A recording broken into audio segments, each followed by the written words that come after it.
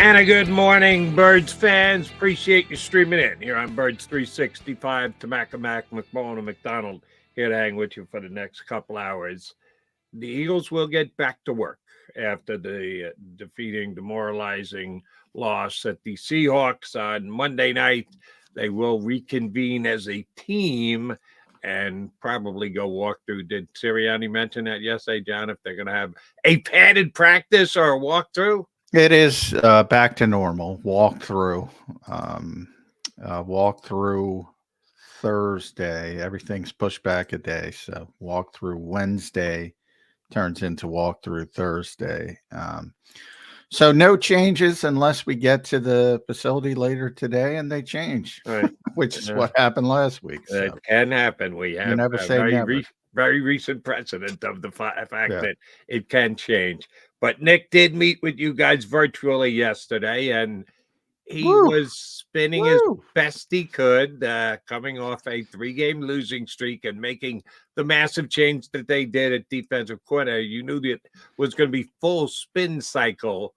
Which spin did you like better, the offense or the defense? You know, it's funny. Nick struggled, so the struggling continues into a second week. But I don't know. But most people, I got the feeling from most people the answer on the interception, because it was so bizarre, was the biggest issue. My personal biggest issue was the explanation that not much changes with Matt Patricia, and he's not going to be running his defense. He's going to be running Sean Desai. So it's like it strikes me as change for change sake. And why the hell are you doing that in week 4, wherever why are you doing it so late in the season? That was my biggest issue. But it seems like most people looked at that answer about that particular play, the interception to AJ Brown, and it was such a bizarre answer, talking about drawing a pass interference. Yeah. You don't call plays to draw pass interference. My own spin is I think he led wrong. I think he misspoke and was saying, well, the whole point of that is you take a shot with one of your best players and maybe you get a pass interference. But he led with the pass interference. And look, he made the mistake. Now he's got to clarify it. I think that's what happened. And a lot of protecting the quarterback, because the quarterback was terrible on that. The quarterback didn't look off the safety, Julian Love.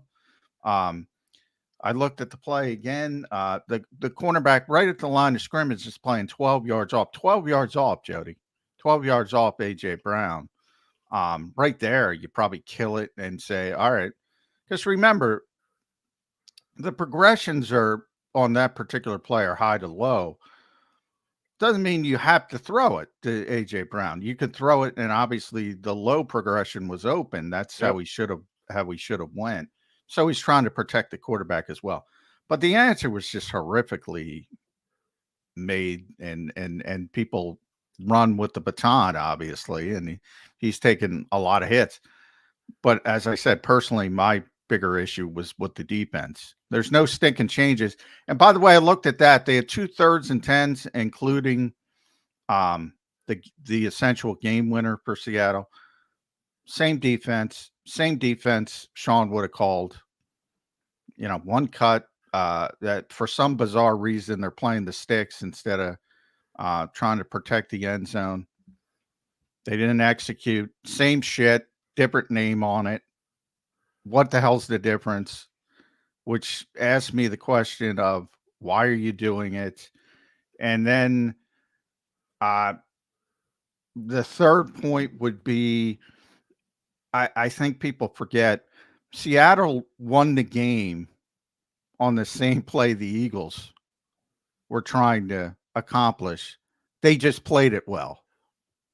So for everyone saying that's stupid, Seattle won the game on the same damn concept. A young backup quarterback, well, I guess he's not that young anymore, but executed better than the MVP candidate. All right. Julian Love executed better. I think it was Reed Blankenship as the safety. Or Locke looked him off. Could we won it because Jalen didn't look Love off. And Love made a great play on top of it. But so all of that enters into it. All right, let me ask you about the offense first, then we'll get back to the defense and Patricia and playing the same day. On the offense first, the whole we were trying to draw a penalty on the play, just is mind-numbingly unbelievable that he would go there. And I'm sure that there's somewhere that you can look this up. If you know how to do it, John, please do so. I think it's a faulty, even if it's not ridiculous on its face, I think it's a faulty narrative in that how many times do they call pass interference against A.J. Brown? He's one of the most physically dominating wide receivers in the National Football League.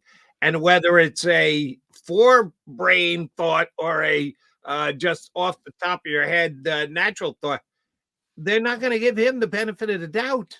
They're going to believe that on a 50-50 ball, he's got a major advantage going up over a smaller slider defensive back.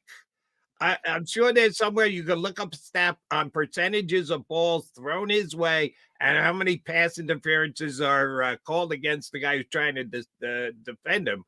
My guess is he'd be one of the lower guys in the league. Yeah, late in the game, they tend to, be a little bit more liberal as well. It was just a dumb answer. But I think that's what it was. As I said, that's how I took it immediately.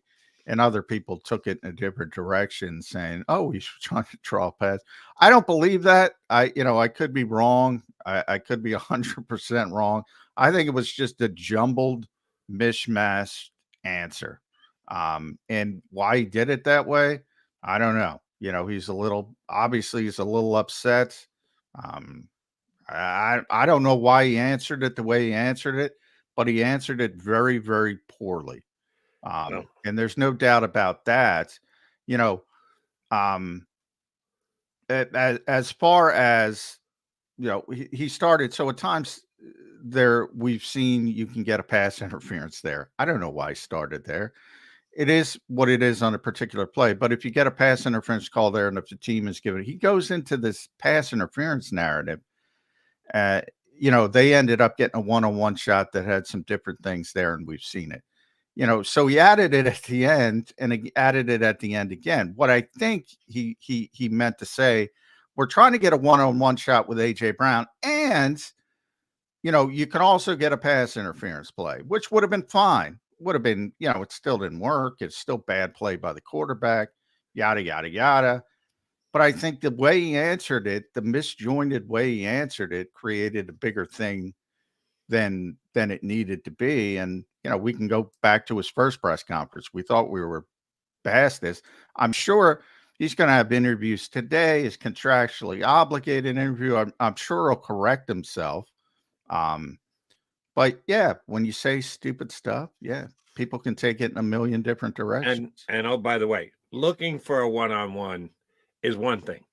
The quarterback's inability to judge the fact that he's throwing into double coverage and you didn't get the one-on-one that you were hoping for, that you could maybe draw a pass interference on. Come on, that's on the QB. And I'm sure he said all that because he was trying to protect Jalen. Yes. Jalen made a bad read on the play.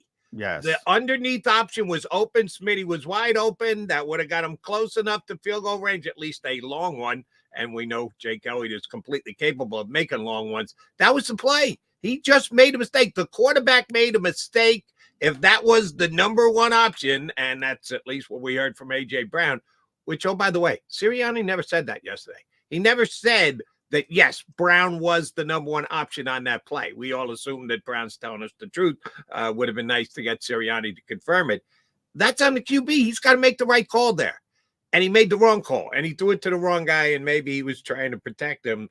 But I'm sorry, you just got to, from time to time. You didn't bother you to not protect you on the side when you told him, guess what? Go up to the booth. Matt Patricia's calling plays now, so you can't protect everybody, coach. But I will give him this much.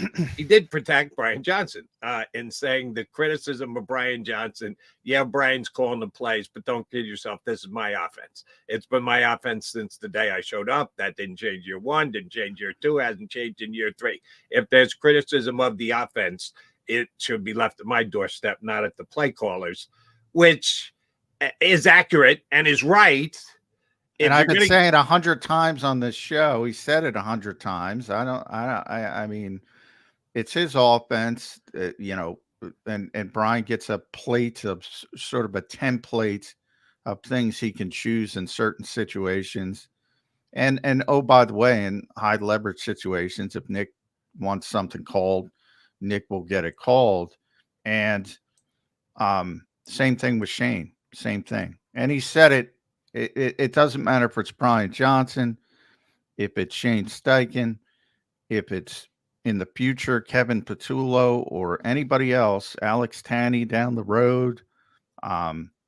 It's always going to be his offense. He has said that consistently, as long as he's here, for better or for worse. So if people finally listen to that, good. And I've been saying, if you want to blame somebody on the offense, and they were terrible in Seattle after the first solid 2 drives, so 2 of the first 3 drives. Blame Nick Sirianni before you get to Brian Johnson. Well, speaking of which, Alex Tanney, he's another guy, kind of like Matt Patricia, hasn't been mentioned much in the last 12 weeks since preseason and you guys being down there every single day for camp. It's tough to judge. You guys get at least a partial look. The rest of us get no look whatsoever. So we don't know what kind of job that he's doing. But they talked him up a good game during this preseason. The quarter his back has gone backwards woefully this year. How is that anything but not a great job done by Alex Tanney? Well, position coaches aren't going to get much love unless you're Jeff Stoutland to begin with, but so they don't get much attention after training camp. 2 position coaches got jumped up to become coordinators this past year, right? No, yeah, I'm saying, but he was he's moving directly. He was the assistant quarterbacks coach, and then he got promoted to being the quarterbacks coach. That's sort of how it works. To take over for Brian, who was the quarterbacks coach, who got promoted for the offensive coordinator.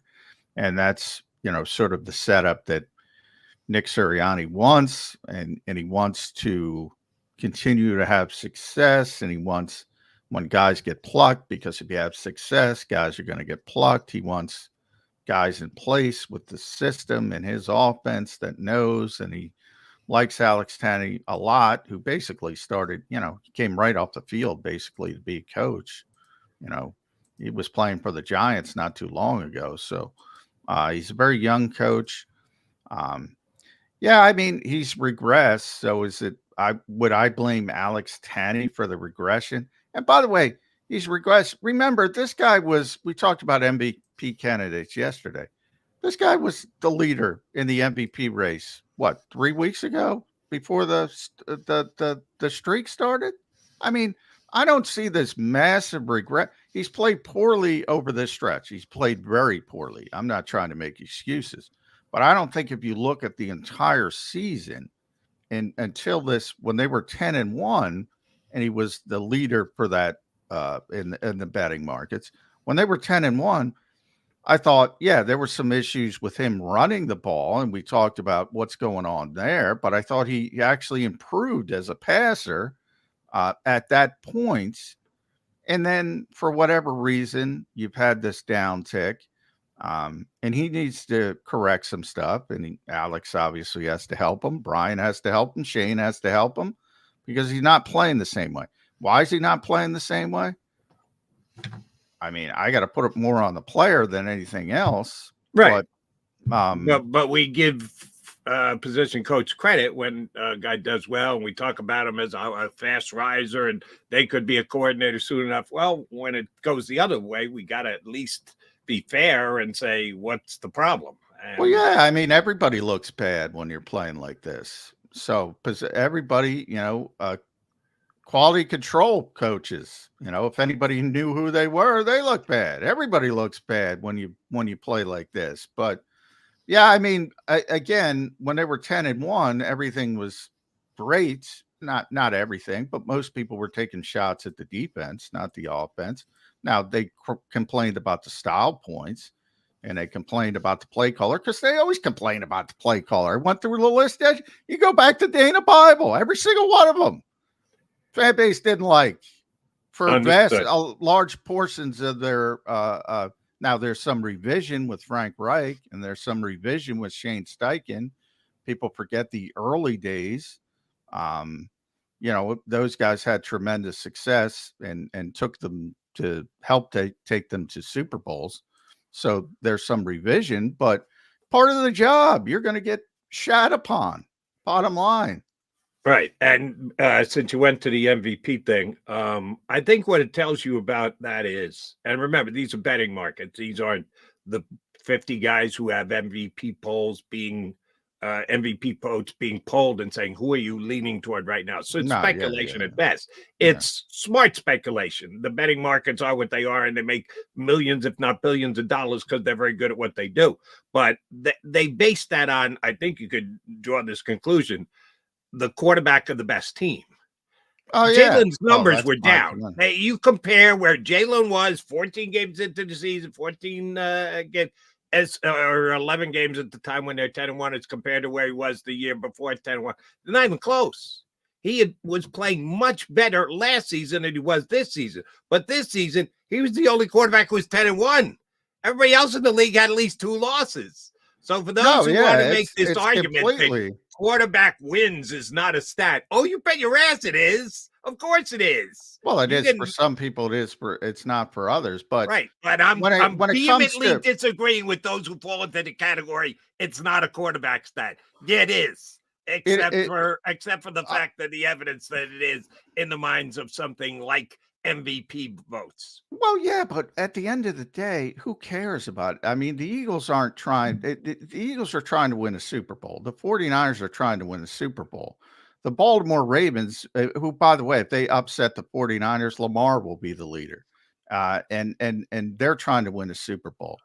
Now, it's nice when your players get awards. Guess what? The MVP week 11 was Christian McCaffrey. Week 14 is Christian McCaffrey. Week 18 is going to be Christian McCaffrey. But he's not going to win it because it's a quarterback award, as you mentioned. As per John McMullen. Yeah, as per John McMullen. As per your guy, Brock Purdy. He's the one who said it as well. He's the MVP.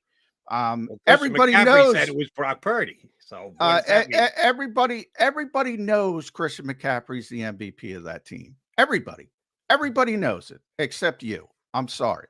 Everybody knows. Oh, or the people who are going to vote for it. So okay. I'll hunker with them. Okay, John. You got this Brock Purdy obsession. It's an award that you just said. It's the best quarterback award. Yes. Who's the best player? Be honest. Who's a better player? Christian McCaffrey or Brock Purdy? Christian McCaffrey can't win it because they're not going to give it to a running back. And he's so good. I hope that there's smart enough people, and we got to get Rob Monty on. I hope there's smart enough people that actually vote for him, because it would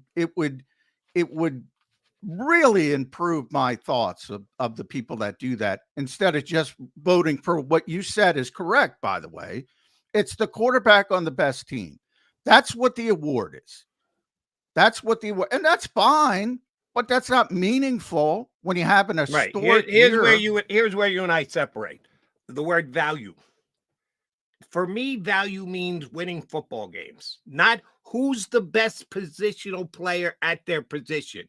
The quarterback starts with more value. It's baked in. Well, the position lends itself to more value. So if you are the best quarterback, that gives you a major advantage on being the best valuable. You're equating who's the best football player equals the most valuable player. That, in my opinion, and apparently in the opinion of those who vote, is not so. They look at value as value rather than who's the best football. Whoever we determine is the best football player, therefore that equates to the most valuable player. They just don't look at it that way, nor do I.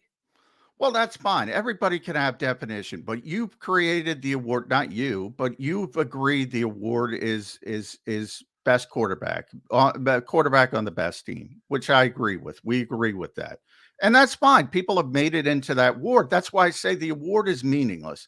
There are certain years where players are so good. See, John, you use words like meaningless. Why would you do that?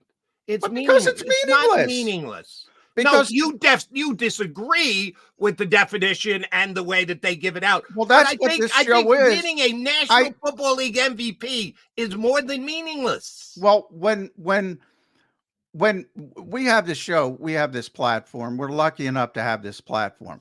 I hope I don't have to say after every opinion of mine that it's my opinion. Obviously, it's my opinion, Jody. I hope we can stipulate that moving forward. It's my opinion. It becomes meaningless. It's the best it's the quarterback on the best team. Who's having the best season? And when you have an historical season, I covered Adrian Peterson during his MVP year, and they gave him the award, which is still astonishing to me. But the game has changed even so much since that period. And Christian McCaffrey's having such an historical year. I hope he gets the recognition. I fear he's not getting the recognition. So yes, to me, who cares? It's meaningless. It could be Lamar. If Lamar upsets Brock Purdy, it doesn't knock you, because you think I'd knock Brock Purdy. It doesn't knock Brock Purdy down a perch because people think Lamar beat him. I saw Emmanuel Acho argue. He's getting yelled at yesterday on TV. Who's better? Because everybody thinks Lamar's a better player, but Brock's right now is in the lead. Who cares? He's having a tremendous year. That's what I mean. It doesn't matter. If Lamar Jackson beats him on whatever day that is, whenever they're playing, Christmas night, that makes him the MVP over Brock Purdy. That's why I say it's meaningless, in my opinion. In my opinion, Brock Purdy's still having a phenomenal year. But if you ask me, he's not even the MVP on his team, and that's not an insult either, because Christian McCaffrey's having an historic season. And in my opinion, yeah, Brock Purdy is the MVP. And we'll find out in 3 weeks. And yeah, if Lamar goes out and completely outplays him and dominates him, oh yeah, I think it's that close that Lamar could actually jump up and at least pull even with him, if not go ahead of him. But we got to wait until to see how the game is played on Sunday night between the Ravens and the 49ers. All right, waiting in our green room is John Stolnis. I don't even know if we'll ask him to jump into our MVP debate, or if we'll just get to what the hell is wrong with the Birds. We will punch John Stolnis from Bleeding Green Nation up next here on Birds 365.